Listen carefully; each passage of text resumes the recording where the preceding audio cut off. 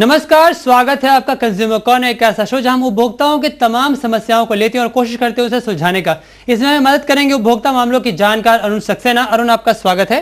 नमस्कार। और आपके कोई सवाल अगर है तो आप हमें कॉल कर सकते हैं। हमारा नंबर लगातार आपकी स्क्रीन पे फ्लैश हो रहा है। हमें कॉल करें, आपके तमाम सवालों के जवाब अरुण यही स्टूडियो से देंगे। हमारे पहले कॉलर डोंबिवली से प्रभात है। प्रभात, अपना सवाल पूछें। हेलो जी, अपना सवाल पूछें। हेलो जी प्रभात, अपना सवाल पूछें। हाँ, मैं ये बोलना चाहता हूँ कि मैंने रिलायंस से 2 सिम लिए मैंने जी एक ही नाम पे जी। और दोनों के दोनों रिजेक्टेड हो गए। जी रिजेक्टेड हो गए और मैंने जब कंप्लेन की तो मेरी ना उसकी फीडबैक मिली जी और ना ही मुझे अच्छे से रिस्पांस दिया गया। और मैंने जब रिटेलर से ये बात की तो उसका कहना है कि रिलायंस के साथ ऐसा तो होता ही रहता है जी। जो मैं इसमें कुछ नहीं कर सकता। मुझे वहां भेजा गया रिलायंस कम्युनिकेशन में भेजा गया, वहां से पेशेंट फेल बता रहा है। यस, रिजेक्टेड बता रहा है, रिजेक्टेड जी। और ये 80 का जो फ्रिज है जी, इसमें बहुत सारे कंप्लेंट्स है। मैं इसलिए TV9 के थ्रू बोलना चाहता हूँ कि रिलायंस कम से कम इस चीज को कस्टमर को समझे कि कस्टमर को 100 रुपीज हर सिम के पीछे लगता है। जी बिल्कुल। तो ऐसे कितने कस्टमर्स के पैसे बर्बाद हो रहे हैं और ये लूटे जा रहे हैं। जी, प्रभात का काफी अहम सवाल है। अरुण, ऐसे में क्या करना चाहिए? देखिए प्रभात साहब, अब हमको ये मालूम नहीं है कि आपने अपीलेट अथॉरिटी को कंप्लेंट करी है कि नहीं।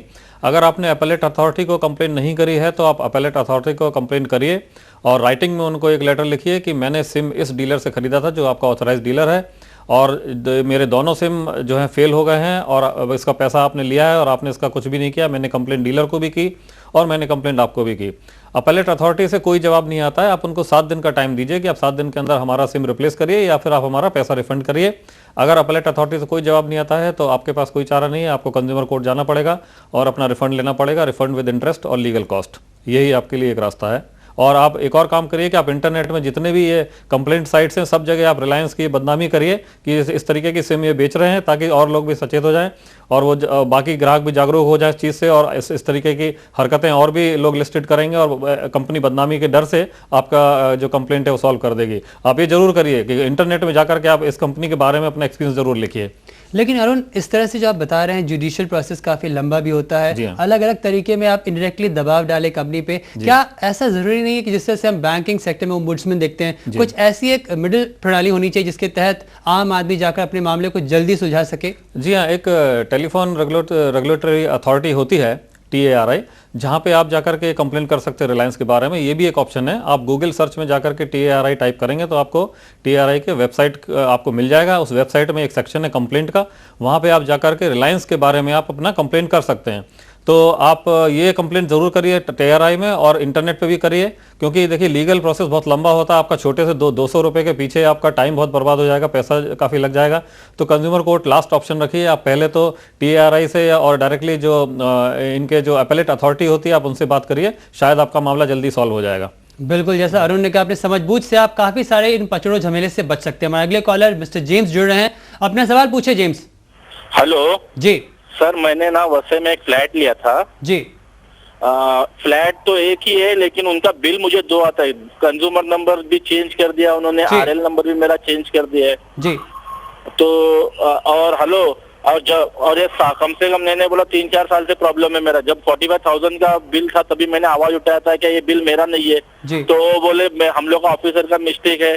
तो हम लोग उसको इसमें रखते हैं कि ऑफिसर का मिस्टेक है तो आपका ना मीटर काट के लेके जाएंगे ना कुछ नहीं।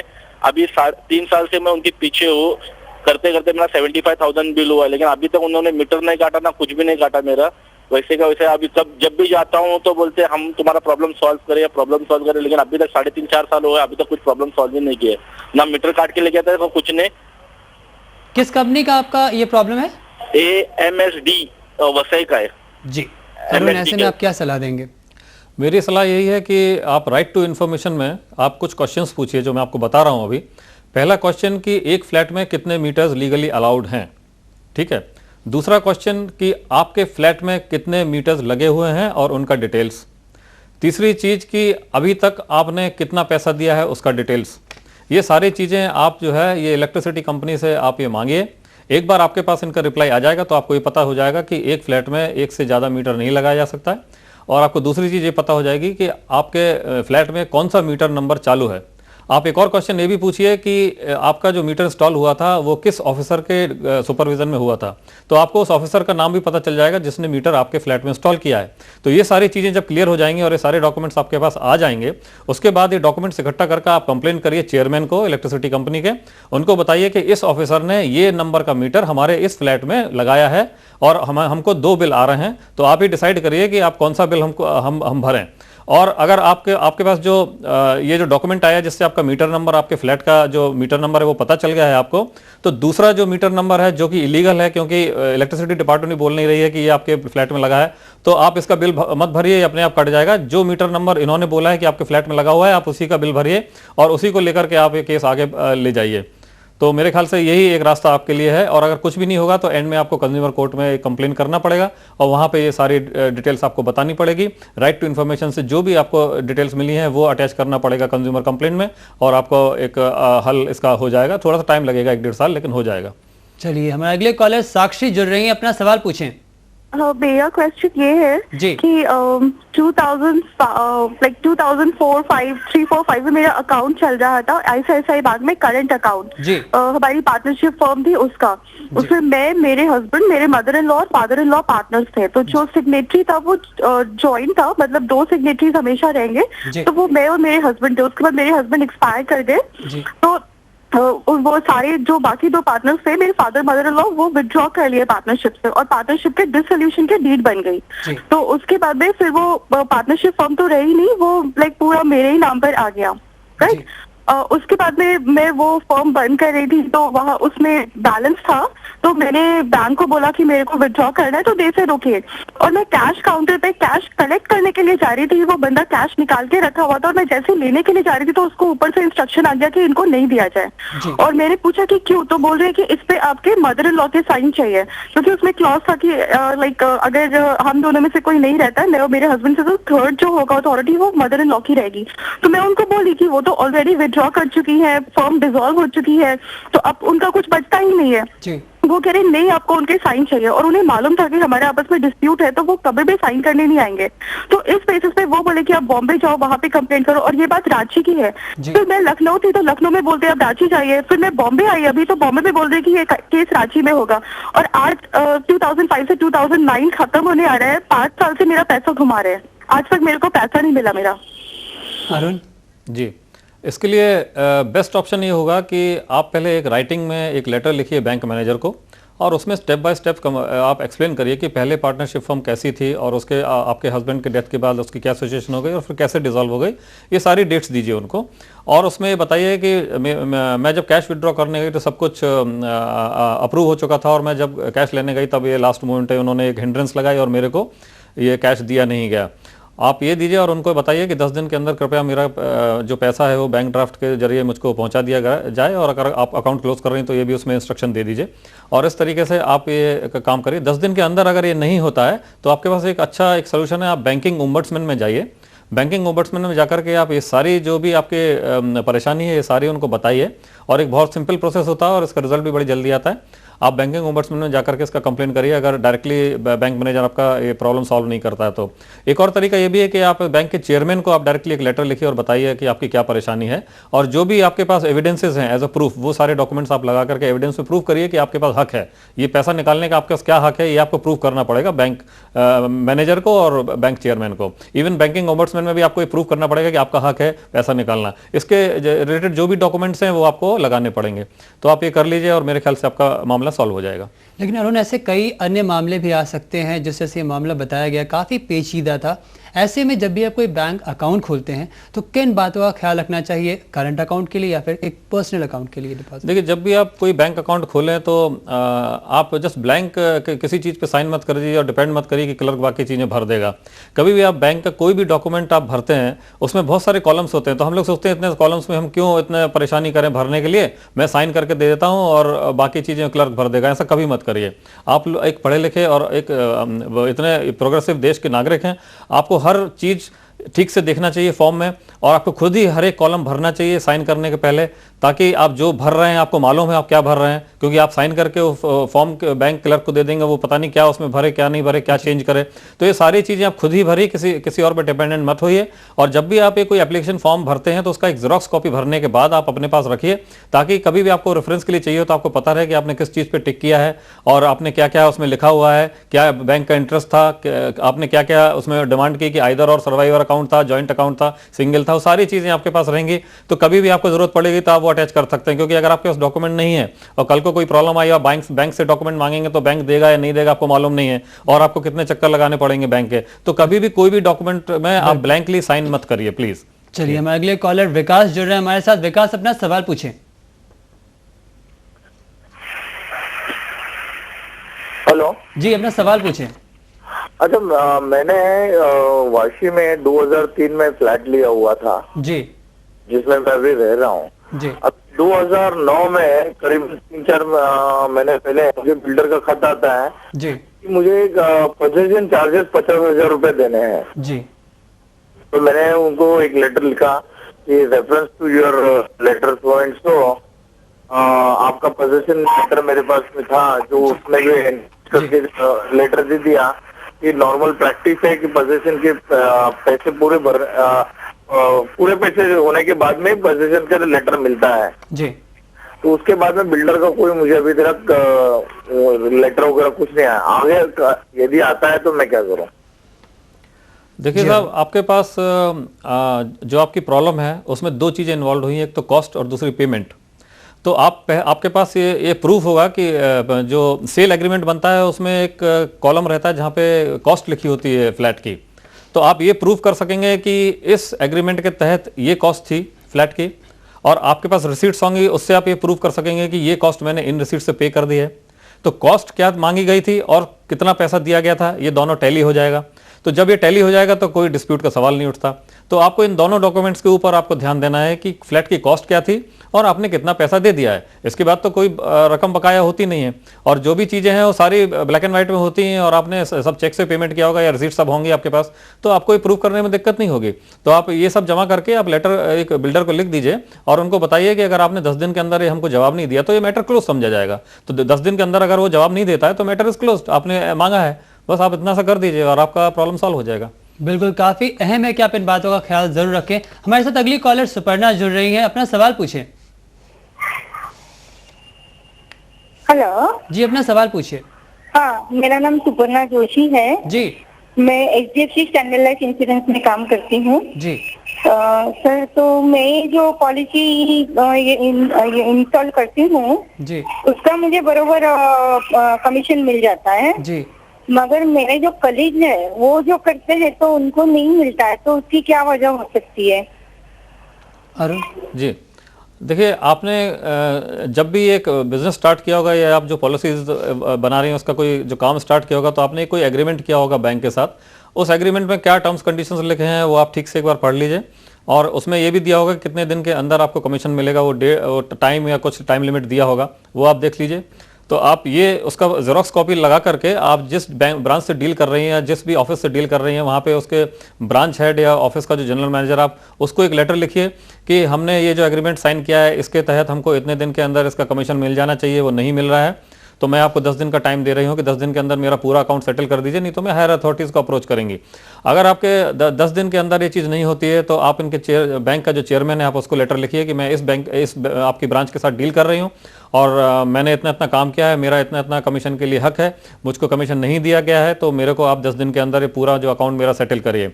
इसके बाद भी अगर कुछ नहीं होता है तो आपके पास बैंकिंग ओम्बड्समैन का एक चैनल आपके पास है, आप बैंकिंग ओम्बड्समैन में आप अपना कंप्लेंट करिए, बहुत सिंपल प्रोसेस होता है, उसमें कोई खर्चा नहीं आता है और उसका रिजल्ट भी जल्दी आ जाता है। वहाँ पे एक कंप्लेंट करिए। बैंकिंग ओम्बड्समैन के साथ साथ आप चाहें तो कंज्यूमर कोर्ट में भी जा सकते हैं, आपका चॉइस, आप वहाँ चले जाइए या कंज्यूमर कोर्ट में फाइल कर दीजिए केस। तो आपके पास ये दोनों चैनल्स ओपन है। चलिए, उम्मीद है सुपर्णा जी आपके सवाल का आपको जवाब जरूर मिल गया होगा। वक्त चला एक छोटे से ब्रेक का, आप कहीं जाइएगा नहीं, बाकी कॉलर्स की हम कॉल लेंगे छोटे से ब्रेक के बाद।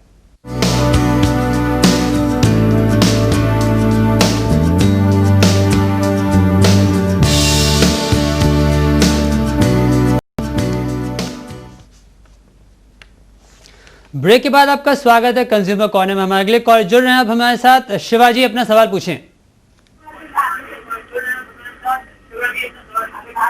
हेलो साहब, 6 महीना हुआ टेम्पो ट्रेवलर लिया था जी।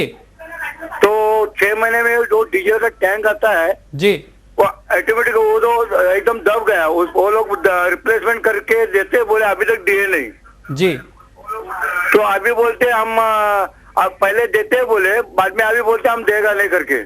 आपकी बात रिटेलर से हुई या सीधे कंपनी से आपने बात किया है? नहीं, सीधा कंपनी से बात किया मैं जी। तो अभी पहले बोले कि हम देते बोले जी, बाद में अभी बोलते परसों 2 दिन पहले कि हम देगा नहीं करके। आपको लिखित तौर पर उन्होंने दिया था, लिख के कि आपको देंगे? तो हमारे पास तो वो लोग ने टैंक बदली करके देता करके बोले थे, उसने वो ये भी दिया है, उनका कंपनी का लेटर भी। जी अरुण। हाँ, जैसा आप बता रहे हैं कि आपने 6 महीने पहले ये ट्रेलर खरीदा था, तो इसका मतलब कि फुल ट्रेलर वारंटी के अंदर है, और वारंटी के अंदर कोई भी प्रॉब्लम होती है ट्रेलर के अंदर तो आपको फ्री में उसका रिप्लेसमेंट होगा या रिपेयर करके वो देंगे। तो ये जो आपका जो प्रॉब्लम हुआ है टैंक का, तो इसमें कोई ज़रूरी नहीं कि उन्होंने वर्बली आपको कहने की ज़रूरत है। आपने जब ट्रेलर खरीदा तो ऑटोमेटिकली वो एक वारंटी के अंदर होगा, जो भी कंपनी की पॉलिसी होगी। आप कंपनी के चेयरमैन को आप लेटर लिखिए कि आपने किस ऑथराइज डीलर से ये खरीदा था और उनके पास आप गए थे, आपको टैंक का प्रॉब्लम हुआ था। अगर टैंक का प्रॉब्लम हुआ है बिना कोई एक्सीडेंट के उससे, तो इसका मतलब वो मैन्युफैक्चरिंग डिफेक्ट है। मैन्युफैक्चरिंग डिफेक्ट है तो इसको रिप्लेसमेंट होना चाहिए, उसका पूरा, ये आपका हक है। आप उनको एक लेटर लिखिए और उनको 7 दिन का टाइम दीजिए कि 7 दिन के अंदर हमारा ये टैंक जो है वो रिप्लेस करिए आप फ्री ऑफ कॉस्ट, और अगर आप रिप्लेस नहीं करेंगे तो मैं कंज्यूमर कोर्ट में आपके खिलाफ में केस कर दूंगा। आप वेट करिए 7 दिन 10 दिन के अंदर तक। अगर उनका कोई जवाब नहीं आता या कोई डीलर आपको कॉन्टैक्ट नहीं करता फ्री रिप्लेसमेंट के लिए, अगर ऐसा नहीं होता है तो आप कंज्यूमर कोर्ट में जाकर के केस फाइल कर दीजिए। मैन्युफैक्चरर और डीलर दोनों को पार्टी बनाइए, क्योंकि डीलर से आपने जो खरीदा था आपको उसको पार्टी बनाना जरूरी है और मैन्युफैक्चरर को पार्टी बनाना जरूरी है। दोनों को पार्टी बना करके आप केस फाइल कर दीजिए और आपका जो मामला है वो सॉल्व हो जाएगा। चलिए फिर हमारे अगले कॉलेज जुड़ रहे हैं वाहिद हमारे साथ। वाहिद, अपना सवाल पूछें। गुड इवनिंग सर, मैं वहीद बात कर रहा हूँ जी। सर, मैंने आज से 2 साल पहले मुमरा के एक जगह है, वहाँ पे मैंने एक फ्लैट परचेज किया था जी, जिसका इलेक्ट्रिसिटी मीटर से हमारे बिल्डर से हमारी बात हुई थी कि वो इलेक्ट्रिसिटी मीटर हमको लगा के देंगे, उन्होंने लगा के भी दिया। बट वो मीटर नया लगा के दिया, वो मीटर फॉल्टी था जी, जिसका मुझे रॉन्ग बिल बाकायदा एवरी मंथ मुझे इशू हो रहा था जी। और मैंने जाके वो बिल्डर से कई बार कंप्लेन करी कि ये मीटर फॉल्टी है, तो उन्होंने मतलब हाथ उठा लिया कि हम नहीं कुछ कर सकते, अब आपको डायरेक्टली एमएससीबी कंपनी से ही बात करनी पड़ेगी। और सर फिर मैंने जाके वहां पर उस कंपनी से रिप्लेसमेंट वो मीटर करवाया मैंने। रिप्लेसमेंट हो जाने के बाद में भी मीटर का जो बिल है सर, वो अभी तक वो रॉन्ग बिल के हिसाब से ही मुझे फॉल्टी मीटर बिल के ऊपर लिख के और एवरेज बिल के हिसाब से ही मुझे बिल आ रहा है। और मैंने एमएससीबी कंपनी के ऑफिसर से कांटेक्ट करने की कोशिश की तो उन्होंने कहा कि पूरे मुमरा में कोई बिल नहीं भरता, तो आप भी मत भरो, खामोश बैठो, कोई जरूरत नहीं आपको बिल भरने की। तो उसके लिए अभी मैं क्या कर सकता हूँ? अरुण, काफी दिलचस्प मामला है। हाँ, ये तो बड़ा दिलचस्प मामला है कि एमएससीबी का अफसर खुद बोल रहा है कि बिल मत भरो। ये तो बड़ा अजीब सा मामला है। एनीवे, आपके साथ ये प्रॉब्लम हुई है तो आप क्या कर सकते हैं कि एमएससीबी को कांटेक्ट कर सकते हैं, और उनके पास एक ये प्रावधान होता है कि अगर आप अप्लाई करें कि हमारा मीटर चेक करके उसका एक सर्टिफाई किया जाए कि उसमें क्या प्रॉब्लम है या क्या प्रॉब्लम नहीं है या मीटर बिल्कुल ठीक है, तो ये सर्टिफिकेशन आपको एमएससीबी डिपार्टमेंट से मिल जाएगा। तो आप एक एप्लीकेशन दीजिए एमएससीबी को कि मेरा ये फ्लैट नंबर है, इसमें फलाना नंबर का मीटर लगा हुआ है इस तारीख से, और आपकी क्या प्रॉब्लम है आप वो लिखिए और बताइए कि मेरा मीटर कृपया चेक किया जाए और मुझको एक सर्टिफिकेट इशू किया जाए, उसके मीटर की कंडीशन क्या है। तो उनका स्टाफ आपके घर पे आएगा और आपका सब ये बल्ब जला के सब देखेगा कितना लोड है, कैसा क्या है, और अल्टीमेटली पता लगा लेंगे वो लोग कि मीटर में रियली कोई फॉल्ट है या आपके यहाँ बिजली ज़्यादा कंज्यूम हो रही है। इसका एक सर्टिफिकेट आपको दे दिया जाएगा और वो सर्टिफिकेट लेकर के आप बिल्डर को भी रिक्वेस्ट कर सकते हैं कि ये देखिए मीटर फॉल्टी है, आप रिप्लेस करा दीजिए। नहीं तो डायरेक्टली भी आप इलेक्ट्रिसिटी डिपार्टमेंट को बोलेंगे तो मीटर फॉल्टी होगा तो रिप्लेस हो जाएगा वो। तो ये कोई बड़ी कोई समस्या नहीं है, आपको बस राइटिंग में ये सब करना पड़ेगा। वर्बली ये सब मत किसी से बात करिए, राइटिंग में ही एक कंप्लेंट दीजिए इनको।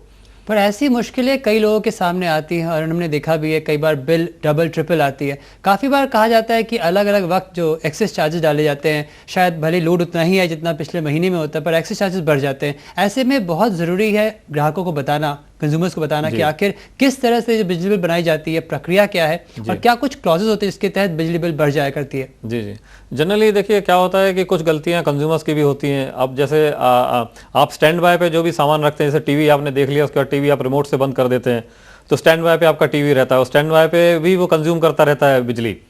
है ना। और भी आपके यहाँ जितने गैजेट्स हैं, आपके यहाँ CD प्लेयर है, कंप्यूटर है, ये सब स्टैंड बाय पे रहता है, तो उस स्टैंड बाय पे भी वो बिजली कंज्यूम करता रहता है। तो कभी भी आप कोई भी चीज़ बंद करें तो उसको डायरेक्टली स्विच ऑफ करके बंद करें।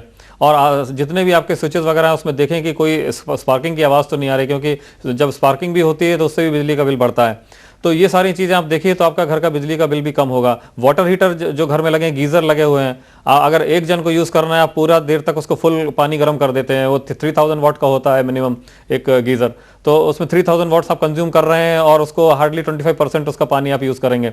तो ऐसी चीज़ें जो हैं ये एक बड़ी कॉमन सेंस की चीज़ें हैं। तो आप ये सब अगर घर में करेंगे तो आपकी बिजली की कटौती थोड़ी कम होगी, मतलब बिजली कम यूज़ होगी और आपको बिल कम आएगा।